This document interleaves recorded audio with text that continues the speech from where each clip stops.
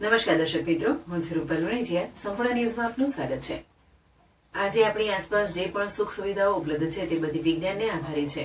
ઉપનિષદથી લઈને ઉપગ્રહ સુધી અત્ર તત્ર સર્વત્ર વિજ્ઞાન સમાયેલું છે. ભારતમાં દર વર્ષે 28 ફેબ્રુઆરીએ નેશનલ સાયન્સ ડે ઉજવવામાં આવે છે. આ દિવસે લોકોમાં વિજ્ઞાન અને તેના પ્રયોગોને પ્રોત્સાહન આપવા માટે સમર્પિત છે.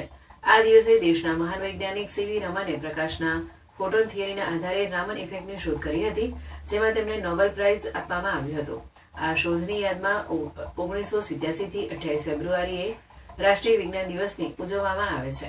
આ પ્રસંગે શ્રી સોળગામ લેવા પાટીદાર પ્રતિનિધિમંડળ પાલનપુર સંચાલિત સ્વસ્તિક શૈક્ષણિક સંકુલ સંલગ્ન સ્વસ્તિક ઇંગ્લિશ મીડિયમ સ્કૂલના ધોરણ 1 થી 5 ના વિદ્યાર્થીઓએ વિજ્ઞાનના સંલગ્ન પ્રયોગો જેવા કે solar system, water purifier, escalator, volcano, windmill, cleaning machine, heart system, power irrigation, air occupy space, water in fire, primary and secondary colour જેવા 50 જેટલા મોડલ રજૂ કરવામાં આવ્યા હતા.